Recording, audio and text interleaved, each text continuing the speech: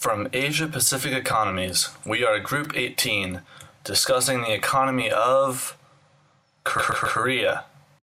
In this video, we will talk about the geopolitical risk, trade and corruption, trade imbalance, and income inequality of South Korea. So firstly, Dan will talk about the geopolitical risk of South Korea. First, we will be looking at trade as a political power. Politics is firstly defined as the theory and practice of influencing people through the exercise of power. So when we look at the relationship between politics and economics, there's a strong interdependence. In this graph we see a huge decrease in Japanese exports after Japan and China had disputes over the East China Sea. This dispute was over the divisions of the economic zones within the East China Sea. The country who is able to apprehend the East China Sea will have enormous economic benefits in both trade routes and gas reserves. As a political move, China decreased imports from Japan while increasing imports from South Korea. This is our first look in the complicated political and economic ties of the top-performing Asian countries. Next, we will look at the relationship between China and Korea. One of the current events happening now is THAAD, or otherwise known as Terminal High Altitude Area Defense Deployment in South Korea. This military defense system is to protect and block any missiles from North Korea, but the range of THAAD not only have regions of North Korea, but also China, causing much opposition from China. This causes a national security concern for China, also because the US and South Korea are allies, making THAAD a strategically planned development for a military defense system. South Korea recently asked Lotte Group to hand over land to accommodate THAAD in South Korea.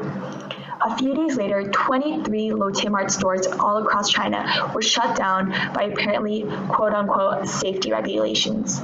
Many people are skeptical over the shutdown of Lotte Mart stores due to safety. Rather, many speculate it as a political move. Lotte businesses employ over 20,000 people in China and boasts as the #1 retailer in Asia. This economic move, driven by political factors, will be detrimental to both China and Korea. CNN is quoted by stating, "Beijing has a reputation for using economic measures to exert diplomatic pressure. It did so against Japan in 2010 and 2012 as tensions spiked over a territorial dispute."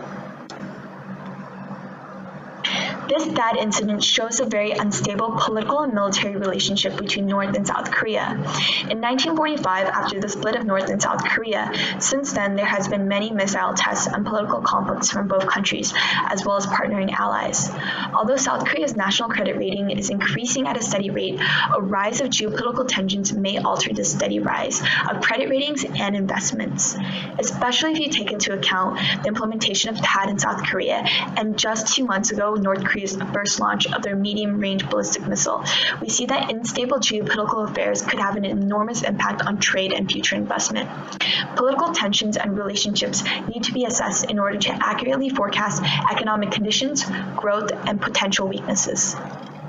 After talking about the geopolitical problems of Korea and its potential risk on its economy, I will talk about the chaebols and the corruption status of South Korea. The chaebols are business conglomerates in South Korea.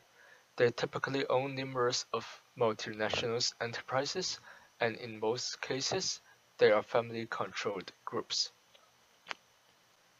Although the term chaebol was not introduced until the 80s, their development can be traced back to the 60s. At that time, South Korea was one of the lowest per capita income country and relied a lot on foreign funds. And the military government led by Park Chung-hee decided to boost economy by using drastic measures to promote exports and economic independence. Examples include the state-owned bank providing explicit repayment guarantees to foreign financial institutions on loans for Korean firms. The resulting risk partnership between government and business, together with state-led financial resources allocation and export market orientation, defined the core of the South Korean economy. Nowadays, the chaebols are still the core of South Korea's economy. Some of the examples include Samsung, LG, Hyundai Motors, and SK Group. Their importance in South Korea's economy has grown rapidly after the global financial crisis. Sales revenue generated by the top 5 chaebols in South Korea was equivalent to 58% of the country's gross domestic product in 2015. The wealth has also getting more concentrated after the crisis. The aforementioned Big Four accounted for 90% of the top 30 conglomerates' net profits in 2013. At the same time, the long-standing criticism on the bond between governments and chaebols has not been addressed throughout the years. In 2009, the former chairman of Samsung Group, Lee Kun-hee, was sentenced to 3 years of imprisonment.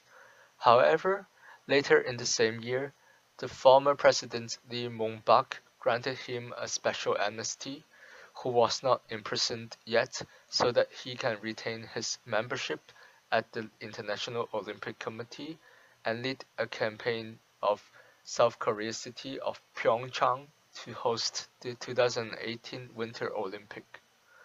In 2016, Lee Jae-yong, son of Lee Kun-hee, was on trial on a string of charges including bribery and embezzlement, and he was considered as a suspect in the scandal that led to impeachment of President Park Geun-hye. He was accused of giving donations worth of $36 million to organizations linked to Ms. Park's close friend Ms. Choi in order to win government support for a big restructuring of Samsung that would help a smooth leadership transition in favor of Mr. Lee, who is standing in as chairman for his ill father, Lee Kun-hee. In fact, the corruption status of South Korea has been the worst among the tiger economies, and according to the data of World Bank and Transparency International, there is a slight worsening trend in recent years. The Korean government has taken steps to combat corruption, such as legislating the Act on the Protection of Public Interest Whistleblowers and anti-corruption law.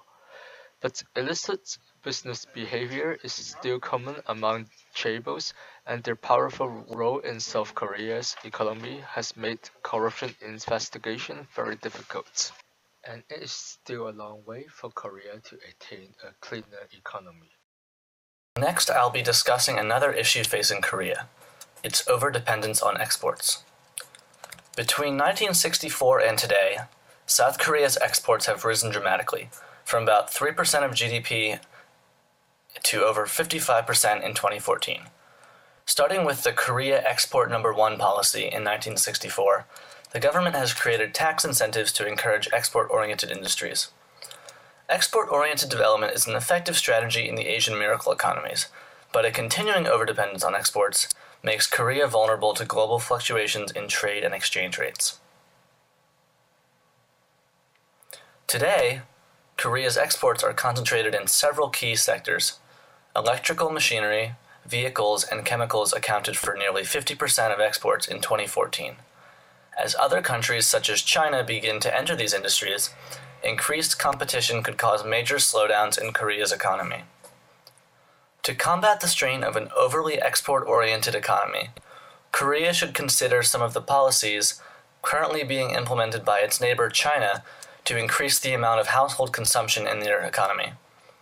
Domestic consumption serves as a stabilizing force, helping to minimize the fluctuations of exports and trade. South Korea has very low consumption compared to other developed countries. Part of the reason is because of Korea's relatively weak social welfare programs.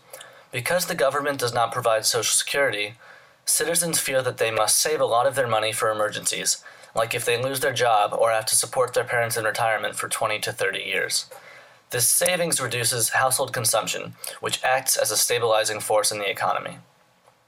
Additionally, government spending is low by OECD standards. Many economists argue that government consumption acts countercyclically to economic cycles. Increased government consumption would act to smooth the volatility of global trade that can affect export levels. By creating a stronger welfare system, Korea would increase its government spending while at the same time making citizens feel safer spending money, which would help grow the consumption base of the economy and limit the dependence on exports. Just a few decades ago, South Korea was seen as a model for achieving both growth and equity. Around the mid-90s, however, the income inequality began to increase. Now, Korea's income inequality is the worst among the countries in the Asia-Pacific region, with the top 10% of the population receiving 45% of the total income. Among the elderly, its income inequality is the highest in the OECD. This because 4 out of 10 elderly workers earn below the minimum wage or otherwise suffer from severe poverty. Generational income inequality is also a problem, as young job seekers have trouble landing quality jobs due to sluggish growth. 3 main reasons appear to be responsible for Korea's widening income inequality: labor market imperfections, undeveloped social security systems, and poor redistribution systems.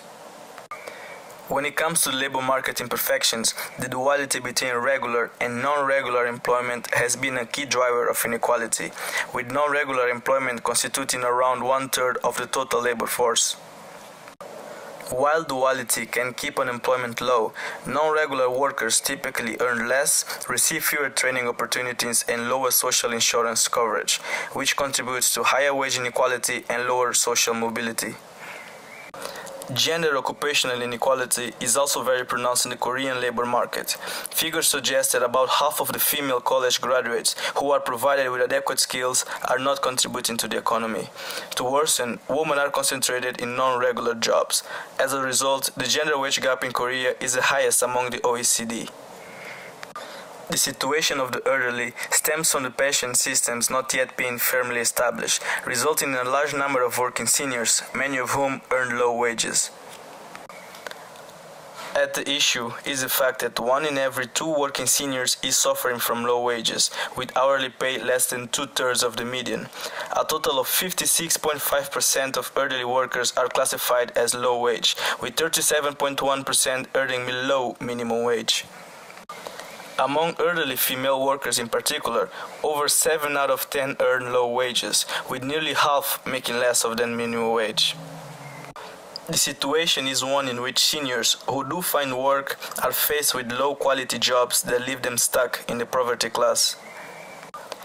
Pre- and post-tax Gini coefficients of 30 OECD member countries were 16.2 percentage points different in 2015, with taxation reducing inequality by 34.5%. Whereas South Korea's post-tax Gini coefficient was only 9.2% lower than its pre-tax figure, meaning that tax-based mitigation of income inequality in Korea is about 1/4 of the OECD average. In sum, efforts to reduce labor market duality should be accelerated, in particular addressing gaps in legal protection for regular and non-regular workers, and by encouraging new hiring to take place under contracts that balance job security and flexibility. What is more, studies found that gender equality policies that lower discrimination in the labor market or that increase the time spent by a father on children can contribute positively to female labor market participation and per capita income growth, in turn contributing to narrowing Korea's income inequality. Also, it is necessary to enact social programs or policies for lessening earnings inequality in the labor market. Inequality could be diminished by increasing the minimum earnings or by subsidies for the low-income earners. The Korean society also needs to enlarge public transfers, such as social allowance for various demographic groups, and to increase the minimum living standard. In Korea, the earned income tax exemption that is applied to 4-person households doubled between 2008 and 2015. In this context, it is advised that the ratio of tax-exempt employees be reduced and that property, transfer income, inheritance, and gift taxes paid mainly by the rich be increased for income inequality reduction in South Korea. Despite South Korea's many challenges in geopolitical instability, political corruption, trade imbalance, and income inequality, there is still a lot of potential for the economy. Thank you for watching our presentation.